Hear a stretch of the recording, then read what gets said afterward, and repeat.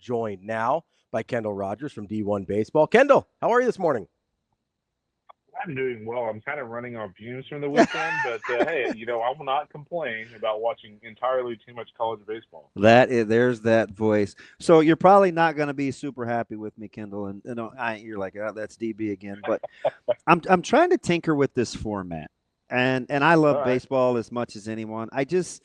It bugs me a little bit not to see all the crooked numbers in elimination games so much Hmm. as the strategy in double a limb in such a short window sometimes takes away.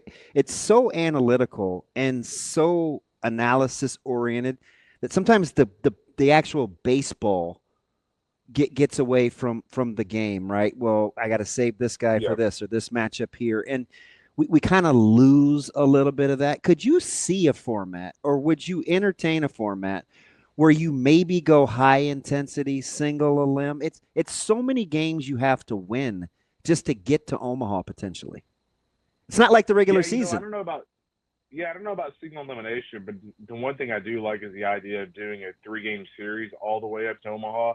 Here's my thing. If you look at college baseball, what is it predicated upon? It's predicated upon winning a three-game series. So if that's what we spend our entire season doing, and I get the, like, MLB and NBA and sports like that also change their format, different from the regular season. But in baseball, I do think it's unique that a team builds an entire roster around a three-man rotation, a bullpen on a three-game series, Yeah. and then all of a sudden we get to the postseason, and it's all in the first round of the postseason. It's all about a tournament with four teams in it. So I actually think that we should just make every round leading up to the College World Series a three-game series.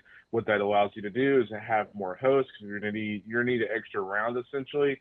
So you'd end up having more hosts. We'd end up being able to spread the postseason to venues that otherwise would never probably get a host. And so I've always loved that idea.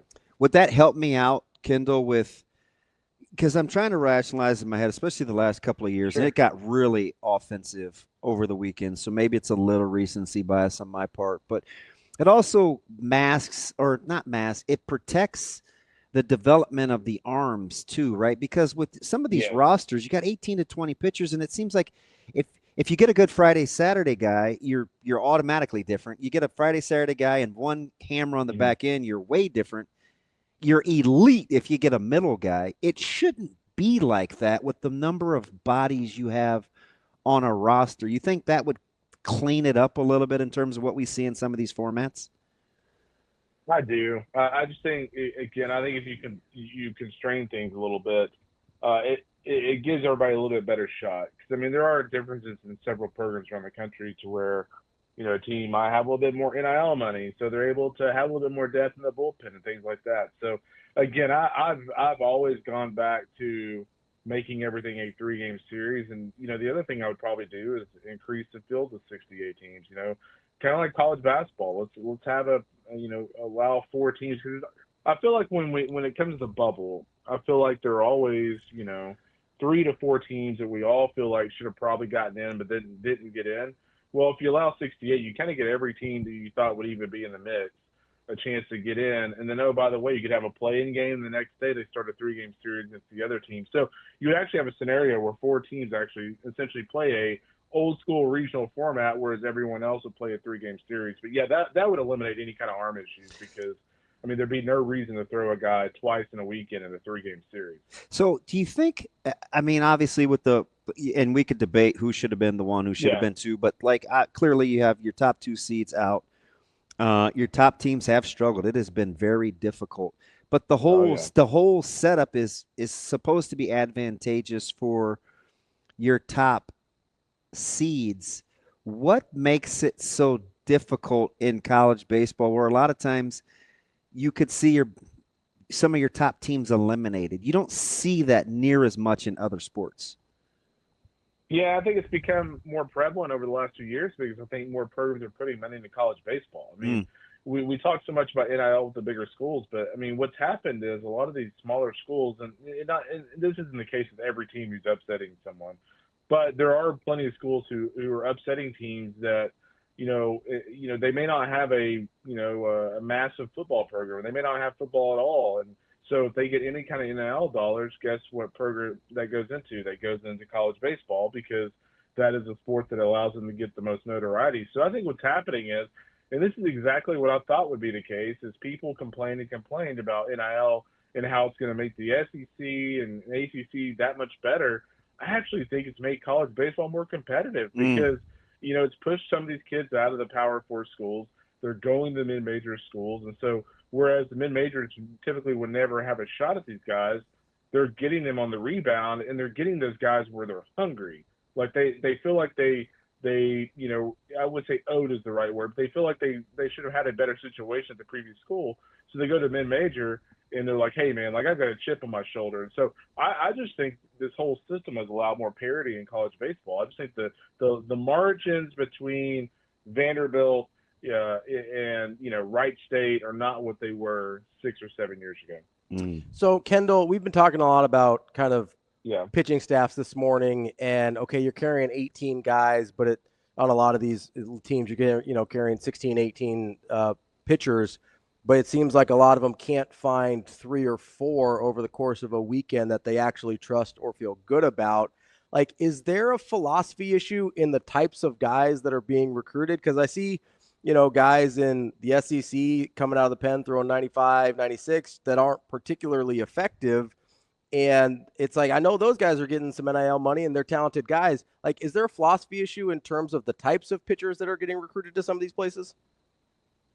Yeah, I think the biggest thing is I think coaches, when they're allocating these NIL dollars and putting together rosters, I think a lot of it is just, the ability to throw strikes. I mean, the thing about college baseball, and frankly, I feel like it's this way with baseball at almost every level, is if you can pitch and play defense, you're going to have a shot. I mean, if you look around college baseball this year, there have been a couple of venues where home runs have been pretty rampant, but for the most part, in college baseball, if you pitch and play defense, you're going to win a lot of games. And so I think what schools have done is, they've either put a heavy investment in offense or a very heavy investment into pitching. And, if I'm a coach, I'm putting a heavy investment into pitching and defense, because I still feel like even in modern college baseball, that wins more games. So, Kendall, and you've been around this a lot, and we've I've had him on broadcasts, pre and post interviews. What did you kind of make of Corbin and taking the podium? We got into this conversation this morning. It seems like baseball coaches can rev a little hotter. They get a lot more time to think and analyze and overanalyze and reanalyze every decision they make. You have any real problems with kind of what we've seen happen at the podium sometimes in college baseball? And I get his personality, but I mean, there's Avens, there's Vitalis, we know about Sully. We've seen it. Yeah, there's plenty of Sully Augie around today. Yeah, I don't know, man. These guys are competitive, and you probably don't have. There's some of these words you probably don't have to use, but it's one of those things, man. It's got to be stressful as a coach. I mean, this day and age is a college coach at football, basketball, baseball.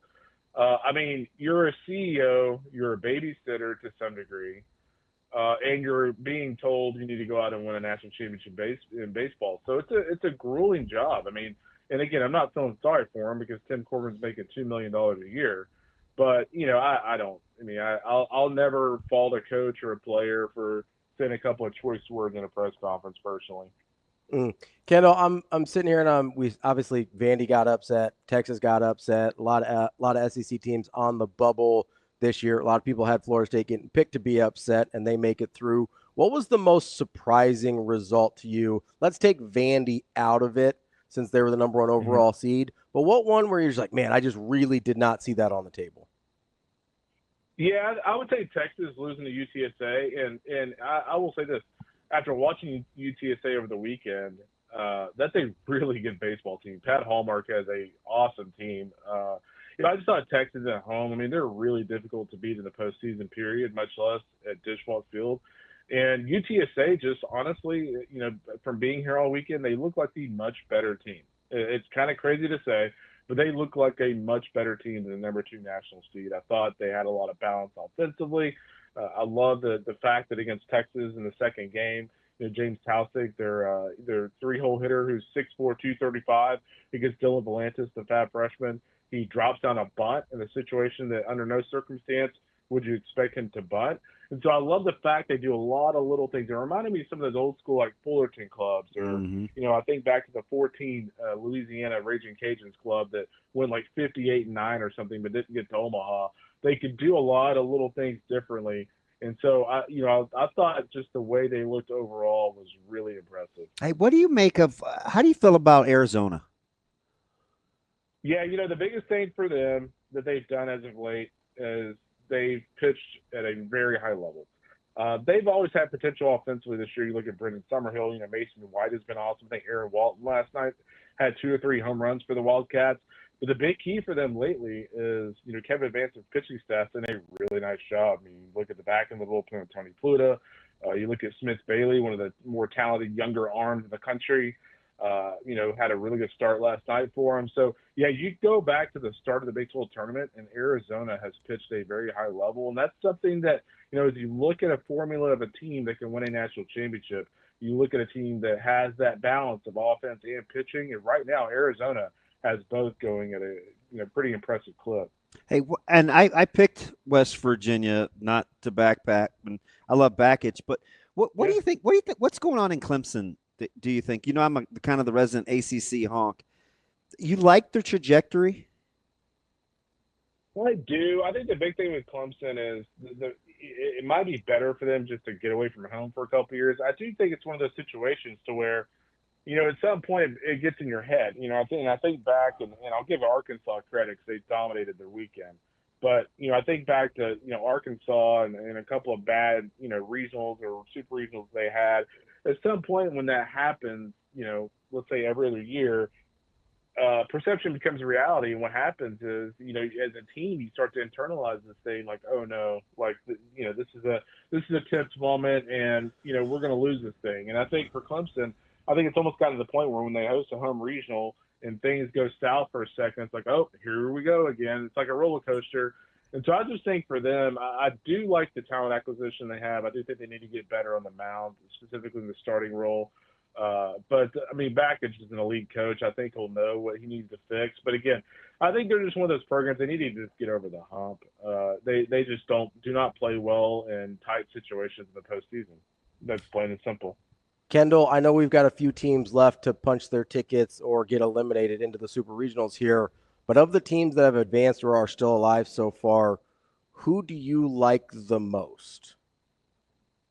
Yeah, I will tell you what. I really like the way Florida State played over the weekend. And, I picked North Carolina to win the national championship. So we'll Smart man. Tonight against OU. But, yeah, I like their club a lot, man. Me too. So I like them a lot. I think they'll win tonight. But, Florida State, I thought the way they played against Mississippi State and just the way they played in Tallahassee this weekend was impressive. Miles Bailey has big-time power. They pitched a high level. Jamie Arnold had 13 strikeouts against Mississippi State.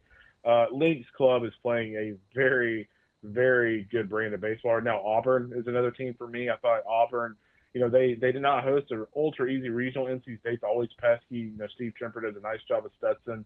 But Auburn just totally blitzing NC State the way they did was incredibly impressive. They've been so good at home, too. Like, that kind of held up. I was a little worried about Auburn. I'm not going to kid you. I was, too. I actually was, too. All right. So Ravi's afraid to ask the question because he's mad since he left at Nebraska. And I said, nobody's going to know more about Texas A&M than Kendall. Yeah. What do you think's going on there with how some of the fan base is feeling about the athletic department and what's going on with some of their teams? Yeah, I think the big thing is I think people are kind of getting a rude awakening on Trev Alberts a little bit. They hired that guy to come in there and kind of clean up the books a little bit, get their finances under control. They were spending like they just won the lottery, which that's kind of the way the Texas schools operate, at least UT and A&M. But, it's one of those situations where he's come in and wanting to cut a lot of costs, and now the fans are kind of like, well, wait, hold on a second. That's not what we hired you for. Well, no, that is what you hired him for. And so I'm not saying he kept Mike early just to save money, but that certainly played a part. I mean, I think if you look at Trev Alberts and you look at, you were getting Tony Vitello anyway, but just for a second, let's just entertain that idea. That's who they inquired about. you'd be paying a $4 million buyout. You'd be paying Mike Early $3 million of a buyout. And then you'd have to go pay Tony Vitello's salary. So totaling all that up, if you're an AD who's looking at dollars and cents, that makes no sense. I think Brian O'Connor was another guy that they would have taken a hard look at had they really wanted to make a change again. His buyout's $800,000. You're paying him $800,000. You're paying Mike Early $3 million. You're probably paying Brian O'Connor $2 million. Again, the math isn't great there. So I know it's not what A&M fans want to hear, but I honestly think it was a cost savings thing. I mean, if he keeps Mike Early one more year, he either blows it out next year, or he does not so great. And guess what? Trev Alberts just saved $1 million on his buyout. So Trev Alberts is this is his albatross now. If A&M baseball struggles next year, it will be him that will be kind of the blame. It will no longer be Mike Early. So it's a gamble by Trev. There's no doubt about that. We'll see if the gamble pays off. So O'Connor's move doesn't surprise you? It doesn't. I do know for a fact, kind of behind the scenes, that he would have looked very hard at A&M versus Mississippi State. But, that's one of those situations to where, at the end of the day, if it looks like A&M's not going to make a move, Mississippi State's an awesome job. I mean, the fans love it. The ballpark. The ballpark is amazing. Mm-hmm. Yeah, I mean, it's there's maybe one or two schools that I feel like care as much about baseball as Mississippi State. It'd be Arkansas and LSU. And yeah, I mean, that's a great job. And we'll see how he does. I mean, he's bringing Kevin McMullen and Kirby is recruiting coordinator, but from Virginia. So there's not going to be a lot of deep South flair on the staff, which I think is kind of interesting. But there's no doubt OC is an awesome coach, and it'll be really cool to see what he can do at a place like that certainly just oozes college baseball. Yeah, it's kind of funny because for all the challenges that we feel like Mississippi State has in other sports in competing, none of those things seem to apply to baseball. At all. The Noble is just got like that place is, I don't know. How does it not trickle into baseball, Kendall? What was your question? Well, the other sports, whether it's football, post the Leach, and everybody. Just the general challenges of winning at Mississippi State in an SEC that typically has more resources than they do. Yeah, there's no doubt. I mean, I do think Mississippi State's unique in the sense that I don't want to say they don't put money into football, but that is a program or an athletic department that realizes their chances of winning big is probably a little bit better in baseball. So I actually think if you look at the upcoming rush year, and we'll see the figures when they come out, but when you see the upcoming rush years and things like that in the SEC, I think you're going to notice pretty quickly, who is putting more emphasis on baseball. Mississippi State will certainly be one of those teams. Of the teams that were in, I assume you like Arkansas the most. If Carolina gets in, do you like Carolina more than Arkansas? I do right now. I do. I think if you look at the front of the rotation with Jake Knapp and Jason DeCaro, you look at Walker McDuffie on the back end, I like their balance offensively. I love Kane Kepley in center. I always think of teams, if they get to Omaha, how do they match up at the ballpark? And if you look at Kane Kepley, his ability to control a lot of real estate out there. Yeah, my little squatty body lefty. I like to see he can move. They just match up with Schwab perfectly. So yeah, I still like North Carolina. Is there a dark horse you're looking at that you go, hey, maybe not to win the national championship, but you're like, they could win a couple games in Omaha? Oh, if Oregon State gets by SC.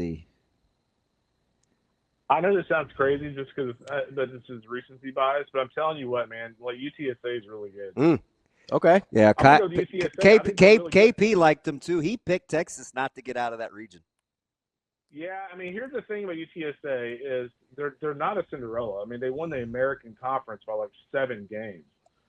Guess who's also in the American? A school called East Carolina. Yeah. So the fact that they won that league by 7 games, frankly, maybe it's one of those situations where we all kind of just I wouldn't say overlooked them, but just kind of thought, okay, well, the Americans just down.